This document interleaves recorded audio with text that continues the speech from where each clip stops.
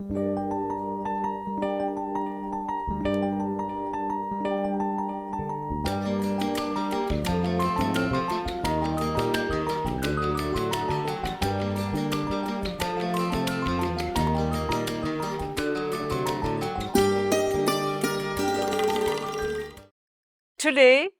let us know about syntax, meanings, and semantics. In everyday sense, grammar refers to a collection of rules concerning what counts as socially acceptable and unacceptable language use. If you recall in the foundation classes in school, you would have been taught certain rules like not to start a sentence with a conjunction and to end a sentence with an appropriate punctuation. Do you know how these rules came to be? Teachers did not make all this up. These rules have existed since the formation of languages. These rules help a language sound more sophisticated. When a person talks, the presentation is important. Everyone must have told you that. But did you know that they also mean the presentation of the language?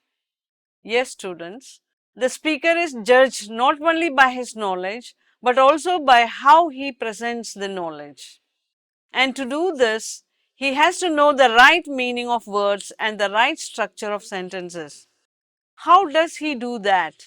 Yes, the rules presented in grammar helps him in that front. So what are these rules? These grammatical rules presented in linguistics regarding the formation of sentences is called syntax. To construct a sentence, we need to know what we want to convey, what words will help us convey the message, and how to structure a sentence to make sure the listener understands exactly what you want to convey. Syntax and semantics have always gone hand in hand. Without understanding the syntax of a sentence, semantics is of no help, and without the knowledge of semantics, there is no use of syntax. Syntax is the first step in learning the structure of sentences. So, dear students, in this chapter, we will discuss syntax in detail. We will see how important syntax is in linguistics. We will then discuss meaning and semantics, citing different examples.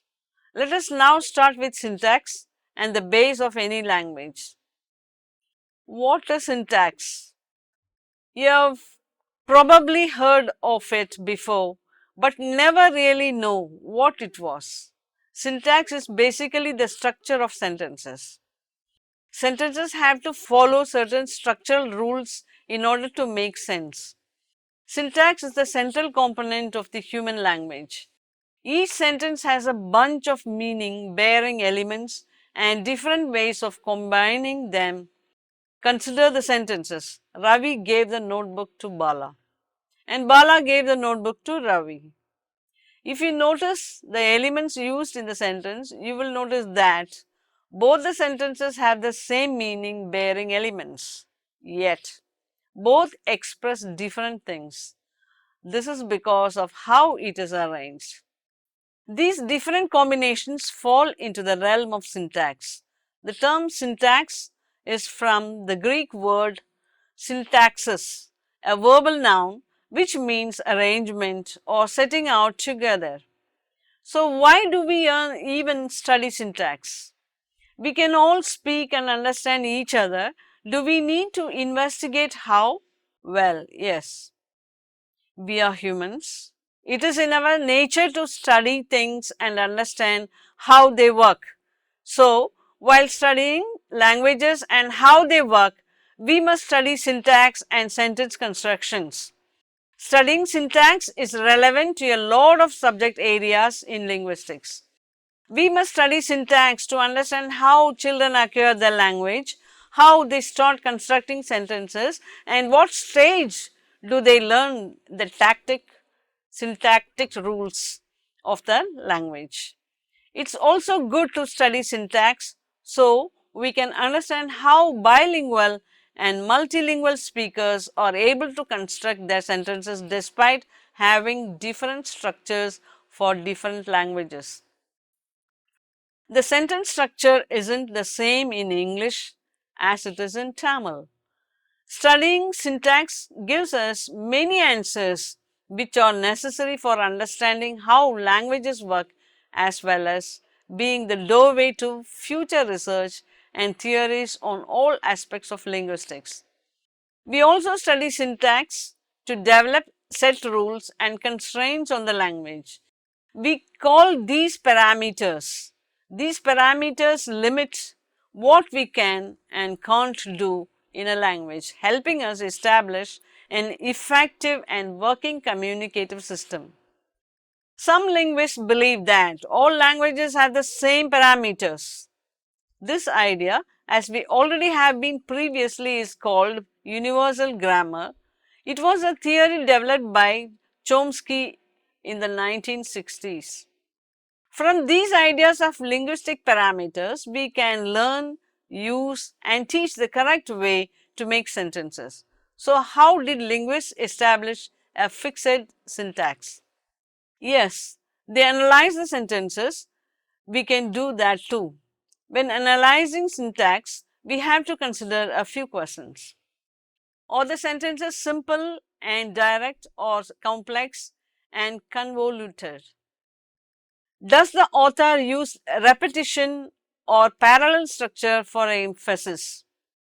Are there rhetorical questions in the passage? These are the three main questions linguists ask before declaring a general syntax.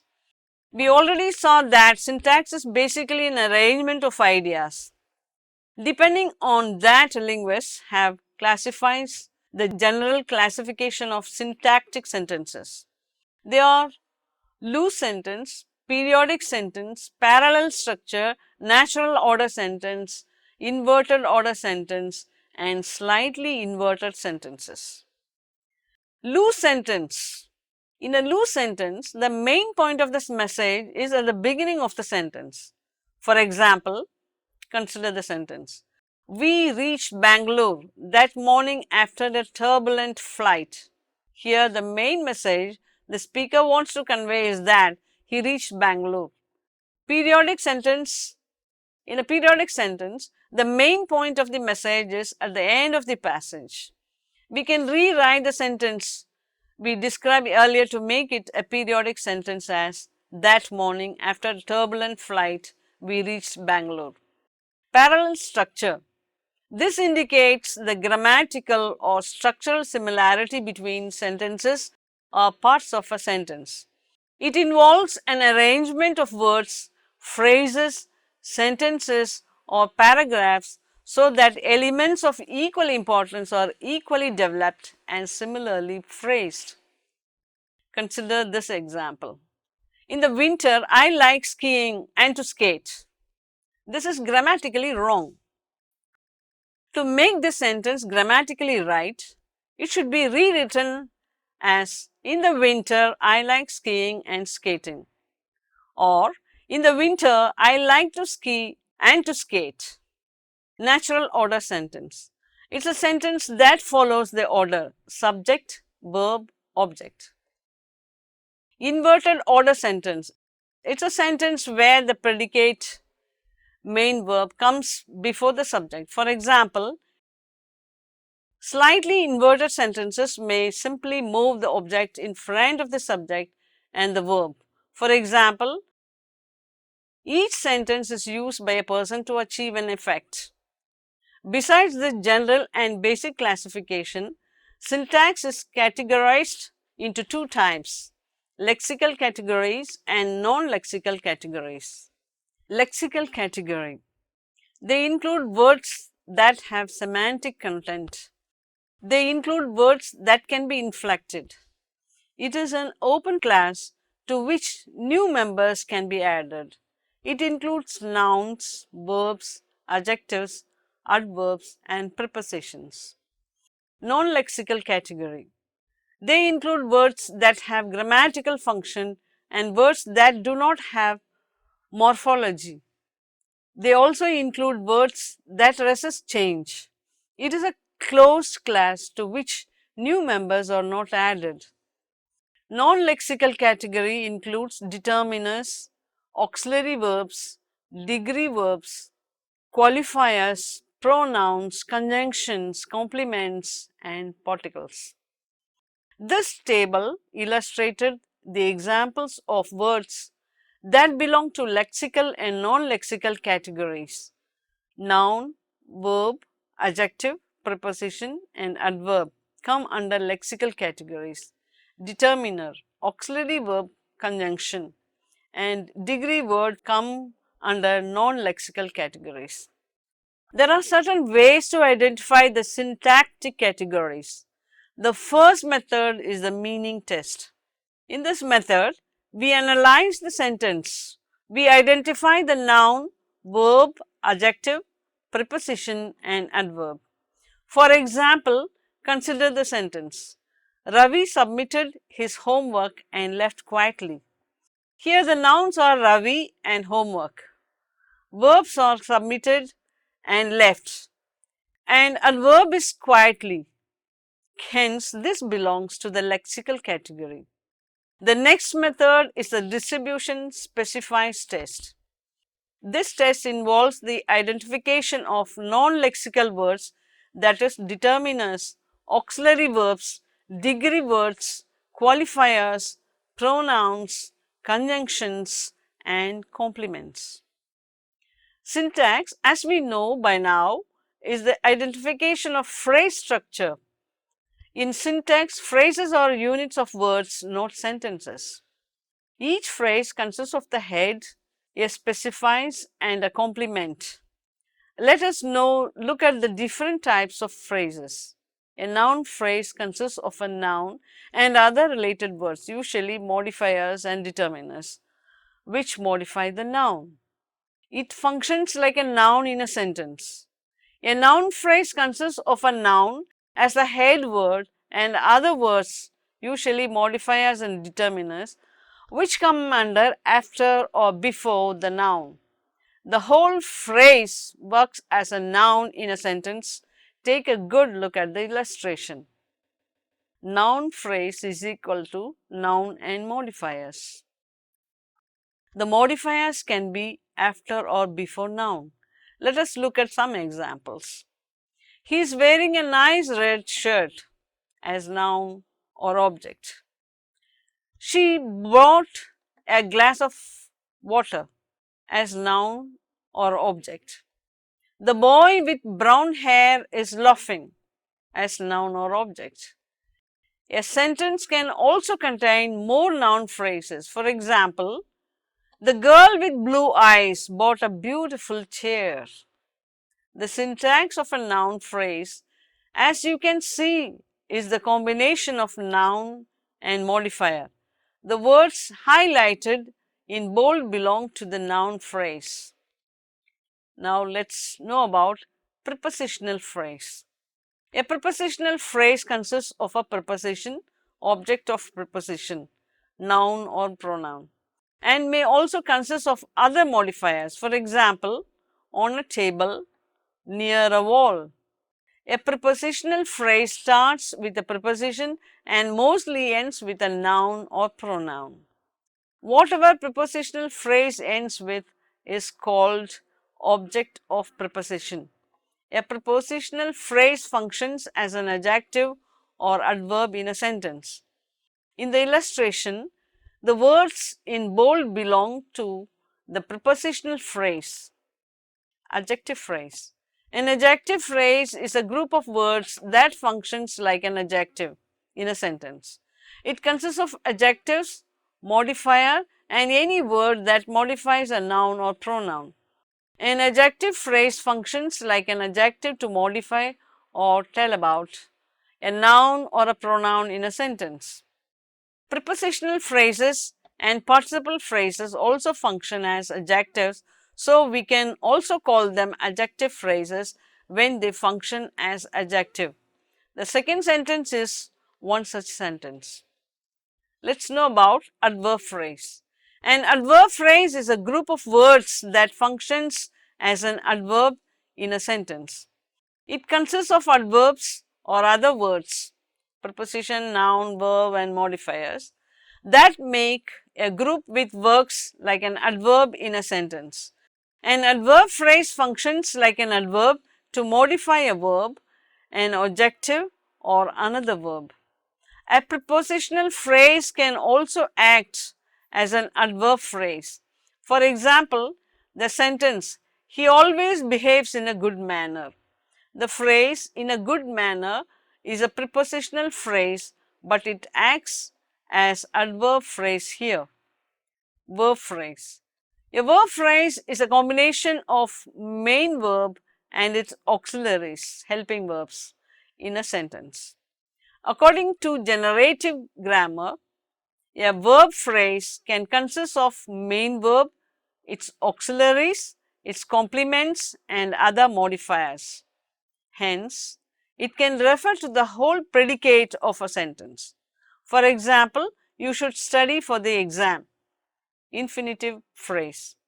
An infinitive phrase consists of an infinitive, to plus simple form of the verb, and modifiers or other words associated to the infinitive. An infinitive phrase always functions as an adjective, adverb or a noun in a sentence. Gerund phrase. A gerund phrase consists of a gerund, verb plus ing, and modifiers or other words associated with the gerund. A gerund phrase acts as a noun in a sentence. Participle phrase. A participle phrase consists of a present participle, verb plus ing, a past participle, verb ending in ed or other form in case of irregular verbs, and modifiers or other associate words. A participle phrase is separated by commas. It always acts as an adjective in a sentence. Absolute phrase. Absolute phrase, also called nominative phrase, is a group of words including a noun or pronoun and a participle as well as any associated modifiers. Absolute phrase modifies, give information about the entire sentence. It resembles a clause, but it lacks a true finite verb. It is separated by a comma or pairs of commas. Students, this concludes the general study of syntax. We'll deal with these phrases in the next unit. Next, we'll move on to meaning and semantics. Students, the first thing you need to keep in mind before we proceed is that meaning in linguistics is different from what we would have inferred. In linguistics, meaning is what a sentence expresses. What is meaning? Meaning is what the source or sender expresses, communicates or conveys in their message to the observer or receiver, and what the receiver infers from the current context. So, what is semantics? People often get confused between meaning and semantics. Semantics is the branch of linguistics that deals with the study of meaning, changes in meaning, and the principles that govern the relationship between sentences or words and their meanings. In this chapter, we'll brief through meaning and semantics. The subject matter of semantics is more difficult to grasp than that of other linguistic disciplines. What makes words and other expressions meaningful is that they are about the things in the world. What makes them meaningful is their relation to the things in the world. But meanings, the entities that semantics investigates, cannot be directly observed.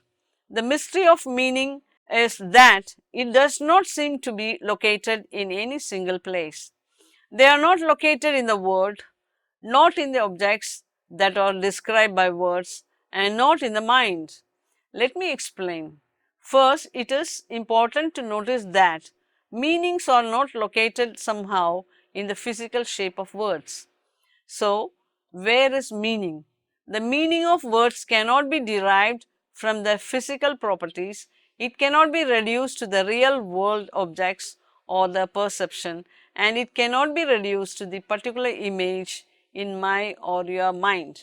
The meaning of words is to be derived from the relations between words and concepts and things in the real world. Meaning, as you know by now, is not restricted to words. Non-verbal actions contribute a great deal to the meaning of a sentence. We have already discussed this in the first unit. According to semantics, there are three main types of meaning. Let us brief through them. Referential or denotative meaning.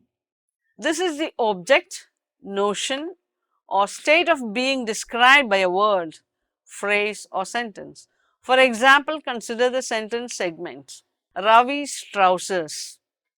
This refers to the particular piece of clothing that belongs to that particular person. The piece of clothing described by the phrase Ravi's trousers is the referent of the referring expression Ravi's trousers. Consider another example. Shanti is sleeping on the bed. The meaning of the sentence is that the person by the name of Shanti is lying down and sleeping on the bed. Therefore, the referent of the sentence is Shanti's state of being on the particular structure mentioned. Now, let's look about social meaning. This is the information about the identity of the speaker that is conveyed by an utterance. Social class, ethnicity, regional origin, and context are all types of social meaning. Students, you might have noticed the different ways people speak English.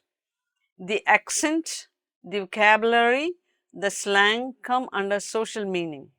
In addition to referential meaning, every utterance also conveys social meaning, not only in the sentence as a whole, but in word choice and pronunciation.